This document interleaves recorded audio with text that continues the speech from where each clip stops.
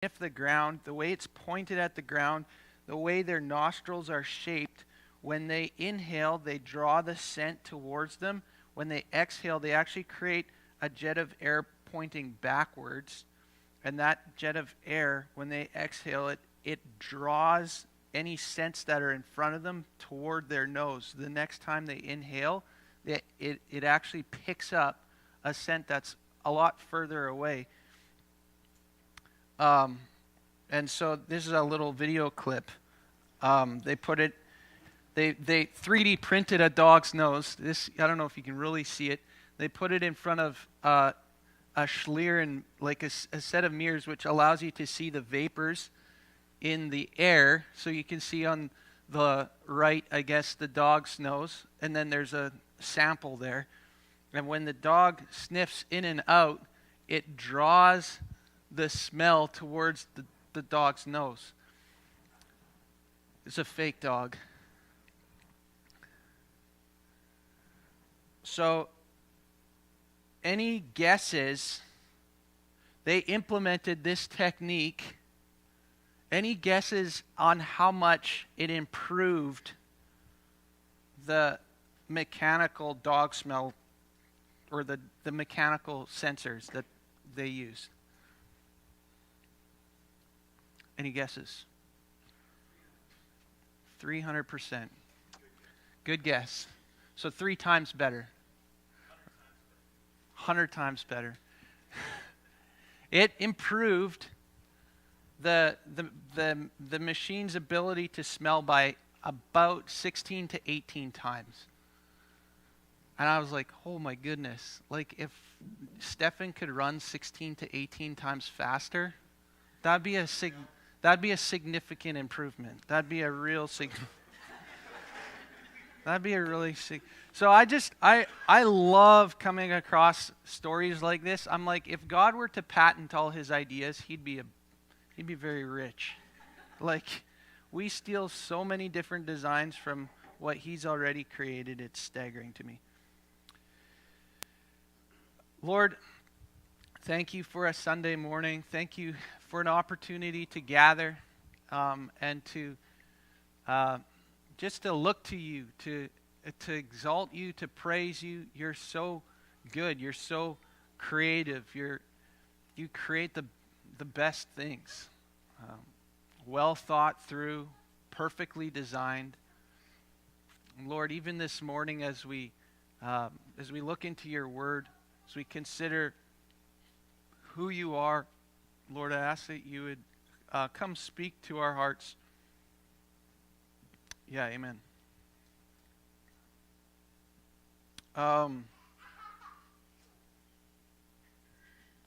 This is another story. It's more of a testimony. Again, it doesn't really have to do with it kind of does, but not really. Mostly just because I can bend it to kind of conform to what I want to say this morning. But I just want to, sometimes we have testimony time on a Sunday morning, and this is me capitalizing. So one thing that I'm trying to learn, and I believe I'm learning slowly, is that it's important to listen to God, okay? And for me, that looks different ways at different times.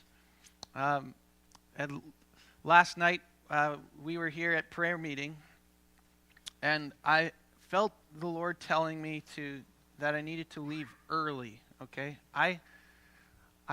I'm one of those people that kind of falls into the category of stay till the end, or I'm not holy enough. Kind of, I don't know if, whatever. And so I was in prayer meeting, and we were praying, and I thought, I felt the Lord highlighting, you need to leave. And I'm like, it's an awkward time. There's not that many of us here. And then I just felt him say, like, actually, did you know that if I want you to leave at a certain time and you stay past that time, it's actually just as much disobedience as if you duck out early. And I want you to stay for the whole thing. I'm like, yep, you're right, God. So I ducked out. I left. Rachel wanted me to pick something up on the way home. She wasn't here last night. So I did, and I went to Walmart. And as I'm driving to Walmart, I was in prayer still. And I'm like, and I just felt the Lord saying, remember the last time you went to, we did some evangelism at Walmart. Like, you can do that anytime, Paul. You don't have to wait till Wednesday night with Jason and Lonnie to do evangelism at Walmart. And I'm like, yeah, you're right, Lord. You are right. And so I just really felt like he was saying, like, I want you to pray for somebody at Walmart this evening. And I was like, yeah, I probably should. Yeah. Just that little poke from the Lord, right? And I've learned sometimes the hard way that you got to listen to those things. So I went into Walmart, and as I walked in, I saw an old friend of mine, and I knew in that moment that that's why the Lord had me there, was to have a conversation, to pray with an old friend of mine. And that's what you call a divine appointment. If I had come late, because I'd been holy and stayed till the end of prayer meeting, I would have missed him. So I just want to encourage us with that. The Lord speaks, and he's moving, and he's working. This morning I want to talk to us about the title of my message was Responding to the Lord's Call. So as you can see, my story, it's not very hard to tie in. What's the Lord saying? How do we respond to his call? And I just want to explain to you how it is that something like this sermon title,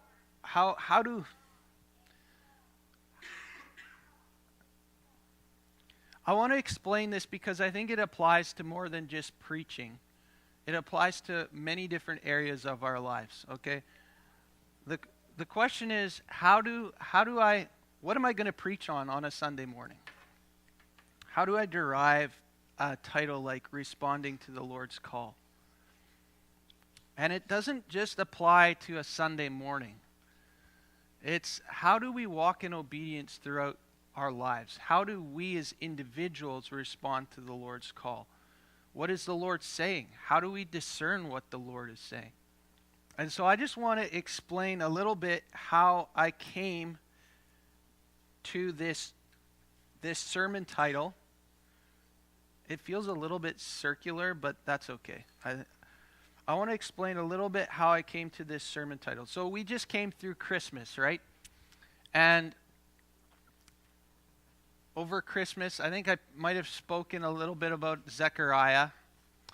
And we know Zechariah and Mary, they both had an angel, the same angel actually, come and visit them. And there's this one thing, as over Christmas, as I was reading these stories again, I was reminded of this reality that Zechariah and Mary, they both asked the angel the same question. They both asked, how is this supposed to happen? How will this be? The thing is, with Zechariah, it was perceived as a lack of faith, and with Mary, it was perceived as how do I say it? It was a question that was asked out of faith. So there were two different responses. Zechariah was rebuked and given, he wasn't able to speak, and Mary was praised and whatever. I don't know. She, like, the angel acknowledged this. And so I was pondering these things. And the question at that time came into my mind, how do we respond to the Lord's call? And I thought, and so that's how I came up with this. In a sense, in preaching, am responding to the Lord's call. But I want us to look at this subject. How do we respond to the Lord's call? And when I asked that question, the first story that came to my mind was that of King David. And there's a contrast between King David and King Solomon. And I don't know, it's easy to compare and contrast the two kings because they were from the same era. Their stories are recorded in the same book. And one king did well, and one king ended his life very poorly. So it's easy to compare and contrast these two stories. So I want to start by looking at King Saul. And Samuel, you can turn here if you want, but you don't have to. 1 Samuel 10. There's just a small amount of chapters kind of between Saul being anointed as king and David being anointed as king. Saul is anointed as king in 1 Samuel 10, and David's anointed as king in 1 Samuel 16. So there's like 5 chapters about Saul and him being king. But the part I want to focus on here is 1 Samuel 10, verse 21 to 23. If you remember, Samuel came, anointed Saul as king, and then I'm not sure how much time passed, but then Samuel calls all of Israel together, and they have this, I don't know if you want to call it a ceremony or what. Samuel starts rolling the dice. The lots are taken. The tribe of Benjamin is chosen. And then in verse 21, Samuel brought the tribe of Benjamin near by clans, and the clan of Mattathias was taken by lot, and Saul, the son of Kish, was taken by lot. And then it says this, but when they sought him, he could not be found. So they inquired again of the Lord, is there a man still to come? And the Lord said, behold, he has hidden himself among the baggage. And they ran and took him from there. And when he stood among the people, he was taller than any of the people from his shoulders upward. And I thought to myself, man, do I ever like that? How many times in my life have I caught myself hiding in the baggage? Okay? The Lord calls, he's clearly called Saul. They're having this meeting, and Saul goes and hides in the baggage. Like, I can relate to that. I can relate to that in so many different areas. Last night, driving home from prayer meeting, there was a very real part of me that wanted to crawl and hide in the baggage. I really did not want to go into Walmart and pray for somebody. So that's Saul. That's how Saul responded to the call of the Lord. He hid in the baggage. And I think we sometimes feel that. Now, David's call was in 1 Samuel 16. And we really don't have a nice clean story per se like this of how David was called. I mean, we know that Samuel went to Bethlehem, and the sons of Jesse, they all were presented before Samuel, and David was out in the fields. He was the last one, and then David was chosen. So that's what we know. The next story talks about how David was called into the service of Saul to play his harp or whatever, his guitar, for Saul, because there's these evil spirits that had come over Saul. But then the very next chapter is chapter 17, and if you know 1 Samuel 17 is the story of David and Goliath, okay? And if this were the first story about David and how he came onto the scene in Israel, I think it would be the story of David and Goliath. And what we see here in contrast is a man who understands and trusts that what he does is actually being done for the glory of God and in the power of God. He's like, why should our God be completely bashed by this giant? Like, we need to do something about this. I'm a little guy, but I have a big God. It's a totally different outlook. It's a totally different perspective from that of Saul. Saul was a big guy, but he hid in the baggage. David was a little guy, but he went and fought giants. How do we respond to the Lord's call? Are we going to cower, hide in the baggage, or are we going to hear the call of the Lord and respond in faith, the way David did? So as I was considering these things, I thought to myself, there's got to be some other examples. I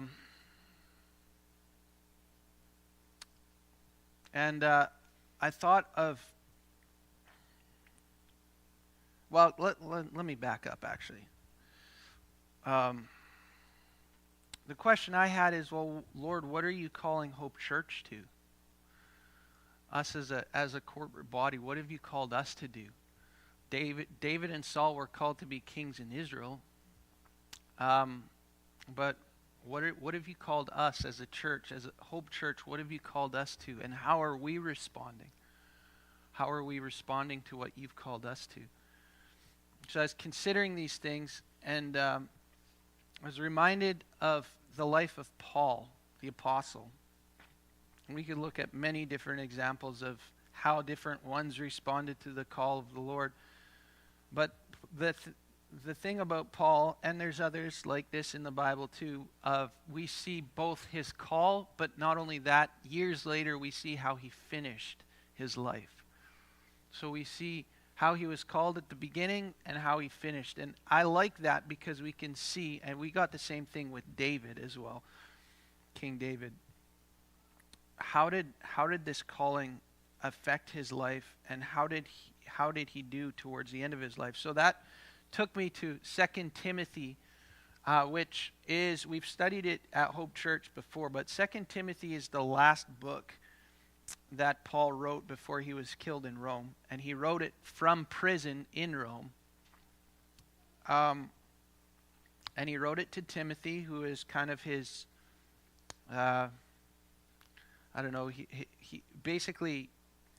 Paul refers to Timothy as his son. Timothy, as I understand it, would have been a young leader in the church. I believe he was in Ephesus at this time, which is in Asia. And so Paul writes this letter to Timothy. And I was like, how did Paul finish his life? And what did he have to say to Timothy, who was not finished his life, who was still alive, who was still actively serving in the church? And the book of 2 Timothy is packed full of, like, you could preach a message on pretty much every verse in 2 Timothy. And so when the Lord directed me to look at 2 Timothy, I was like, what on earth am I supposed to preach on? I took notes. Basically, I went through the whole book and took a whole bunch of notes about how Paul interacted with Timothy. But I was like, Lord, there's got to be something in here specifically that you're saying to us. And here's what I believe that the Lord was saying, or is saying to Hope Church from the book of 2 Timothy. Verse chapter 3, verse 10, Paul is addressing Timothy directly. He says, "You, however, have followed my teaching, my conduct, my aim in life, my faith, my patience, my love, my steadfastness, my persecutions and sufferings that happened to me in Antioch, at Iconium and Lystra, which persecutions I endured, yet from them all the Lord rescued me." And then in verse 14, he says this to Timothy, "But as for you, continue in what you have learned and firmly believed, knowing from whom you learned it." I believe the Lord is highlighting that word to Hope Church, the word continue. And I thought to myself, what's that supposed to mean? What are we continuing in? And I was reminded of a document that when Hope Church was started, there's a document that was sent to the Blumenort church just outlining some of the different reasons and purposes for starting Hope Church. And it's these things that I want to highlight this morning for us. This is what I believe the Lord is calling Hope Church to. And I want us as a church to respond well to the Lord's call. I want us to respond well to what the Lord has called Hope Church to. I'm just going to read. I'm going to read the first sentence. Actually, as leaders at Hope, we've been studying, or we've been referencing this document for a number of weeks, and or maybe even months. I don't know. Chris and Robert can maybe pitch in here, but when I first dusted this statement off, I was like, oh man, like we've got some things to go back to here. This is what we wrote at that time. I'm not sure who put this together. Probably Dale and David and maybe Chris. I'm not totally sure. When I read it, it kind of sounds like David's writing. So,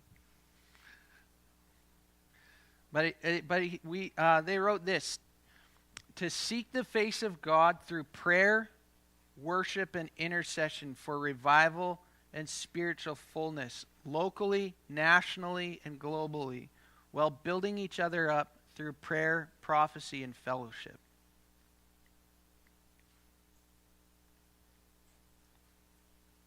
Here's a couple more points. That the fellowship and fullest expression of God among us is foremost begun and sustained from and in a context of prayer, seen in worship, preaching, teaching of the word, and fellowship. I just want to remind us of these things. I want to remind us this is where Hope Church started. And I believe that this is actually the calling that the Lord has put on us as Hope Church, to seek the face of God through prayer, worship, and intercession. To stir up, there's another point in here, that an environment of deep hunger be fostered where all workings of the gifts of the Spirit be wholly pursued, taught, and practiced among us.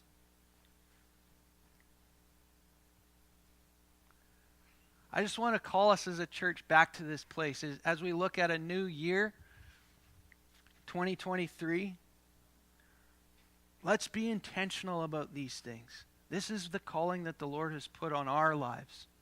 And how as a church are we responding to the Lord's calling? I want to encourage us to like Timothy, we need to continue in this calling that God has put in us. We need to continue. For me, that may mean, like for me, it has meant signing back up, to continue to seek the face of God, to continue to create an environment of hunger, deep hunger. just a longing to see the gifts of the Holy Spirit wholeheartedly pursued? Are we wholeheartedly pursuing the gifts of the Spirit?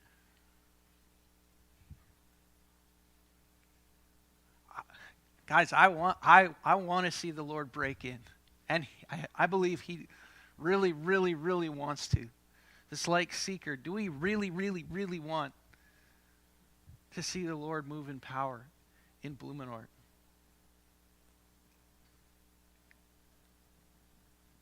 So I just want to encourage us. Let's continue to pursue these things. Let's not give up. Let's continue to pursue fellowship, that we would seek the face of God together, that we would continue to pursue him, to know him, to experience him. I want to experience the power of God. I really want to experience the power of God. And sometimes it looks like meeting an old friend at Walmart. I want that to be the story of my life, not just one Saturday. I want that to be my life story every day. I want to experience the power of God. I want to experience him move through signs and wonders, through words of knowledge. And I want to do this together with you guys. We need each other in this. It's not a one-man show. Actually, fellowship, according to 1 John, our fellowship is with God, but it's with each other at the same time. You can't separate those things.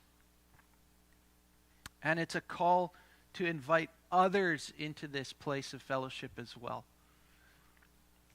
We need to be ones who call others into the place of fellowship with God. So my question for us this morning is, are we hiding in the baggage? Or are we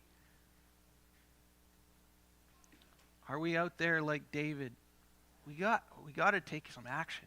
Somebody's got to do something. Our God is powerful. He's big. He's strong. I don't care how big the giants are. My God is powerful. And it's not my strength. It's not in my strength that I do these things. It's in the strength and the power of God. Yeah, I might be weak. In the case of David, I might not, I'm just a